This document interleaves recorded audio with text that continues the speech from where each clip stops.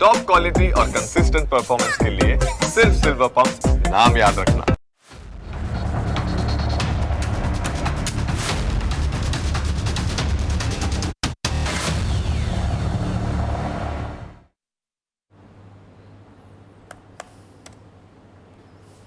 નમસ્કાર, હું Janak Dave. Full stop news analysis પ્રોગ્રામમાં આપનું સ્વાગત છે.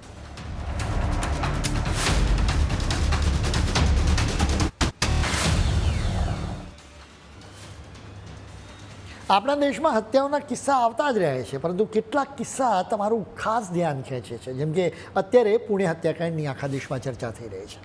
સ્વાભાવિક રીતે આ કેસ ખૂબ જ ચોંકાવનારો છે.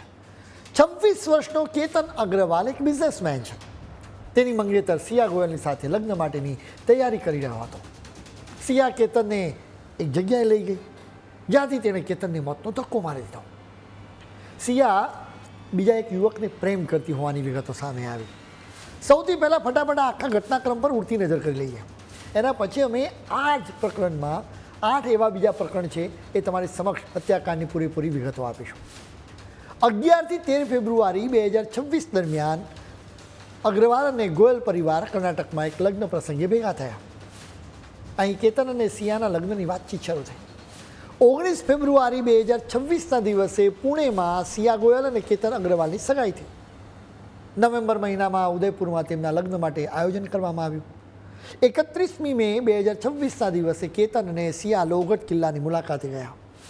પોલીસ ડાયરી મુજબ સિયાએ કેતનને ખીણમાં ધકેલવાનો પ્રયાસ કર્યો હતો, પરંતુ કેતન એક જાળી પકડીને બચી ગયો. સિયાએ એવો દાવો કર્યો હતો કે તે કેતનને સાપથી બચાવવા માંગતી હતી.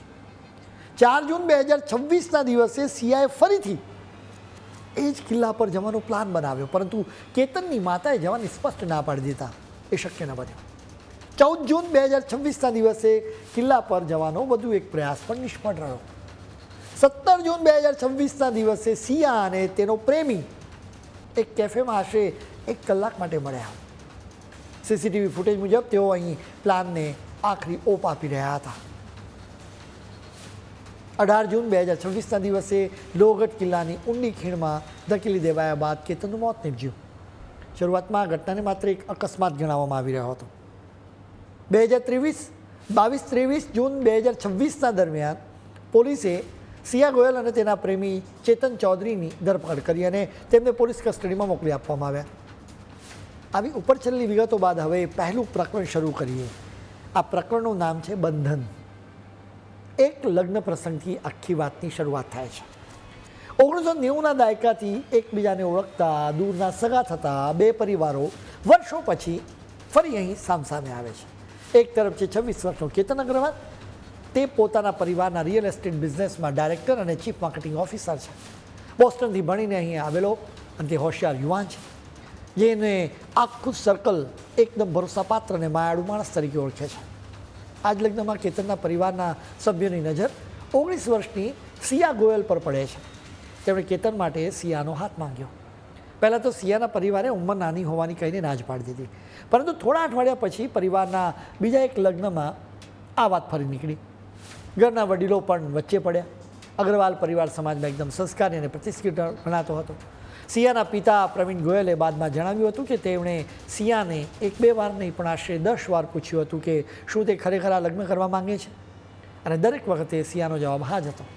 આખરે 19 ફેબ્રુઆરીના રોજ પુણેમાં બંનેની સગાઈ ધામધૂમથી પાક્કી થઈ ગઈ. નક્કી થયું કે નવેમ્બર મહિનામાં ઉદયપુરમાં ડેસ્ટિનેશન વેડિંગના નામે શાનદાર પેલેસમાં બંનેના લગ્ન થશે. વાત એટલી મોટી હતી કે લગ્ન માટે 2 ચાર્ટર્ડ ફ્લાઇટ્સ પણ બુક કરી લેવામાં આવી હતી.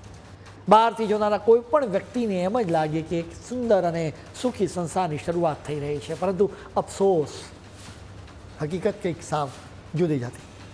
હવે બીજું પ્રકરણ શરૂ કરીએ. બીજા પ્રકરણનું નામ છે રહસ્યમય સંબંધ. કેતન અને સિયાની સગાઈના મહિનાઓ પહેલાં 2025માં જ સિયા ચેતન ચૌધરી નામના એક યુવકને મળી ચૂકી હતી. કોઈ કહે છે કે તેઓ બિઝનેસના કામકાજ માટે મળ્યા હતા, જ્યારે કોઈ કહે છે કે દિવાળીના તહેવાર દરમિયાન તેમની મુલાકાત થઈ હતી. ચેતન પુણેની મંડીમાં ડ્રાયફ્રૂટ્સનો વેપાર કરતો હતો. આ જ કોમર્શિયલ હબમાં સિયાનો પરિવાર મસાલાનો બિઝનેસ કરતો હતો. અહીંથી જ સિયા અને ચેતન એકબીજાને મળવા લાગ્યા. આ સંબંધ એકદમ છુપો હતો. સિયાની સગાઈ થઈ ગઈ હતી અને તેના લગ્નની તિથિઓ નક્કી થવા છતાં પણ આ સંબંધ ચાલતો હતો. કેતનના મૃત્યુ પછી પોલીસે જ્યારે કોલ રેકોર્ડની તપાસ કરીને તો આખી વાત આપોઆપ સામે આવી ગઈ. અધિકારીઓના ધ્યાનમાં આવ્યું કે સિયા અને ચેતનની વચ્ચે થોડાક મહિનાઓમાં જ 2000થી પણ વધુ ફોન કોલ્સ થયા હતા. ચોંકાવનારી વાત એ હતી કે કેતનના અવસાન પછી પણ આ કોલ્સ બંધ નહોતા થયા. તેઓ બંને વાતચીત કરતા રહ્યા. પોતાના પરિવાર માટે તો સિયા તેના પિતાના શબ્દોમાં માત્ર 20 વર્ષની એક સાદી અને સીધી સાદી છોકરી હતી. કેતનના પરિવાર માટે પણ તે ખૂબ જ વહાલી દીકરી હતી, જેમના દરેક સેલિબ્રેશન અને જન્મદિવસની ઉજવણીમાં તે હોંશે હોંશે સામેલ થતી. પરંતુ ચેતન માટે તે કંઈક અલગ જ હતી. તે એક એવી પાર્ટનર જેની સાથેનો સંબંધ આસપાસના તમામ લોકોની નજરોથી સાવ છૂપો હતો. હવે ત્રીજા પ્રકરણ પર આગળ આવીએ. આ ત્રીજા પ્રકરણનું નામ છે પ્રવાસ. લગ્ન પહેલાં બંનેનું બાલીમાં એક શાનદાર પ્રી વેડિંગ શૂટ થવાનું હતું, પણ એ ટૂર ક્યારે થઈ જ ન શકી, કારણ કે અચાનક કેતનનો પાસપોર્ટ ગુમ થઈ ગયો.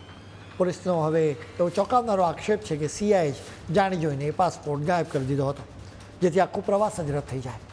આ એક એવો પ્લાન હતો જેની પાછળનો અસલી ઈરાદો એ સમય કોઈ સમજી ન શક્યું. હવે ચોથા પ્રકરણ પર આગળ આવીએ. આ ચોથા પ્રકરણનું નામ છે પહેલો પ્રયાસ. સહ્યાદ્રી પર્વતમાળામાં 3000 ફૂટથી વધુ ઊંચાઈ પર આવેલો લોહગઢ કિલ્લો આ ખેલનું એક કેન્દ્ર બન્યો. તપાસ કરી રહેલી પોલીસ ટીમે સિયાએ માની રહી છે કે સિયાએ પહેલાં જ આ જગ્યાની રેકી કરી લીધી હતી અને એટલે જ તે વારંવાર કેતનને ત્યાં લઈ જવા માંગતી હતી અને દબાણ પણ કરતી હતી. 31મી મેના રોજ બંને ત્યાં ટ્રેકિંગ માટે ગયા હતા. રસ્તામાં એક જગ્યાએ સિયાએ કેતનને સીધો ખીણ તરફ ધકેલી દીધો, પણ કેતનનું નસીબ જોર કરતું હતું. તેણે પહાડના છેડે ઉગેલી એક ઝાડી પકડી લીધી, જેના દત્તીનો જીવ બચી ગયો.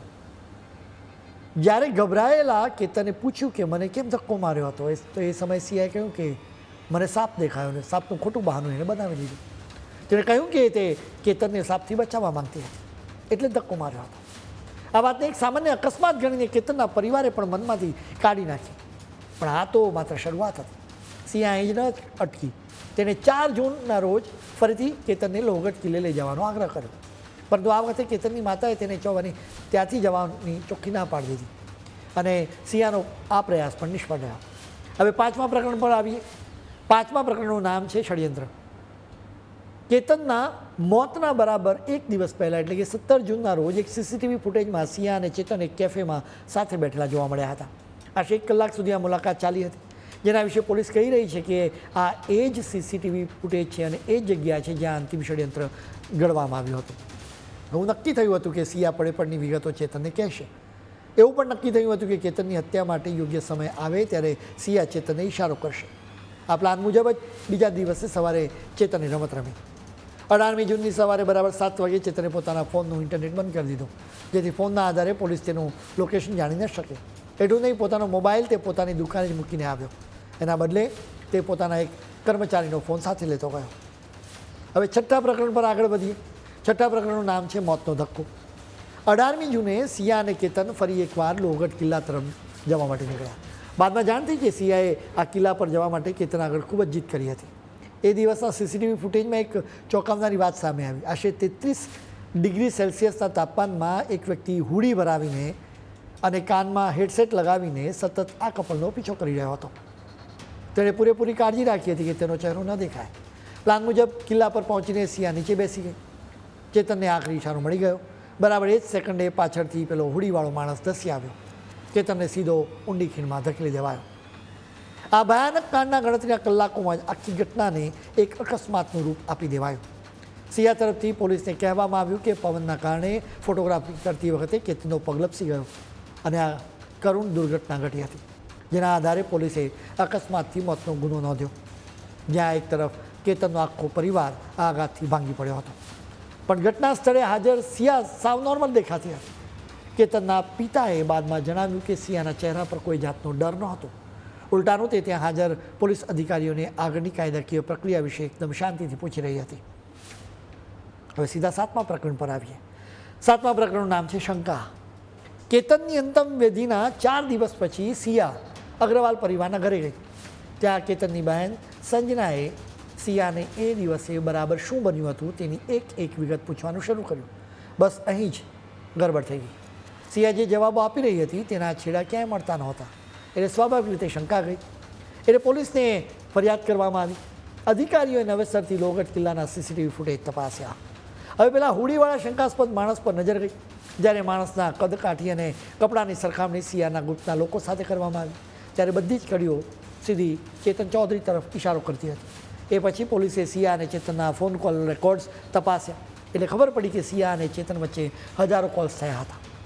પોલીસે એ પણ શોધી નાખ્યું કે ચેતને પોતાના કર્મચારીનો ફોન વાપર્યો હતો. હવે આ આખો ખેલ કોઈ અકસ્માત નહીં, પરંતુ પૂરું આયોજિત મર્ડર હોવાનું સાબિત થઈ ચૂક્યું હતું.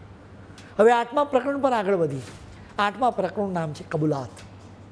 આખરે 23મી જૂને સિયા ગોયલ અને ચેતન ચૌધરીની ધરપકડ કરવામાં આવી. પોલીસે એક ખાસ પ્લાન મુજબ બંનેને આમને સામને બેસાડીને પૂછપરછ શરૂ કરી. એ પછી જે થયું તે જોવા જેવું હતું. આ બંને એકબીજા પર દોષનો ટોપલો ઢોળવા લાગ્યા. ચેતને ધડાકો કર્યો કે તે તો માત્ર સિયા સાથે ભાગી જવા માગતો હતો. ચેતનની હત્યા કરવાનો આઈડિયા તો સિયાનો જ હતો. બીજી તરફ સિયાએ સાવ ઉલટો દાવ ખેલતા કહ્યું કે આ આખો પ્લાન ચેતને ઘડ્યો હતો. એટલું જ નહીં, તેણે એમ પણ કહ્યું કે 14મી જૂનનો પ્રયાસ નિષ્ફળ જતાં ચેતન તો રડી પડ્યો હતો. જ્યારે પોલીસે તેમને પૂછ્યું કે જો પ્રેમ જ કરવો હતો તો મને ભાગી કેમ ન ગયા, ત્યારે જે જવાબ મળ્યો ને તે સાંભળીને ભલભલા ચોંકી ગયા. તેમણે કહ્યું કે જો તેઓ ભાગી ગયા હોત તો બંને પરિવારની આબરૂ ધૂળમાં મળી જાત. હવે જ્યારે આખી વાત સામે આવી છે ત્યારે સિયાના માતા પિતા કહી રહ્યા છે કે જો સિયાએ ખરેખર ગુનો કર્યો હોય તો તેની મોતની સજા થવી જોઈએ. આ પ્રકારના કિસ્સા સમાજમાં બનતા જ રહે છે. મનોમંથન કરતાં ખ્યાલ પણ આવે કે આવા દરેક કિસ્સામાં ગુનો ન કરવાનો વિકલ્પ હતો જ. જેમ કે આ કિસ્સામાં સિયા કેતનની સાથે લગ્ન ન કરી શક્યું હોત, તેઓ બંને પોતપોતાની અને કેતનની જિંદગી બચાવી શક્યા હોત.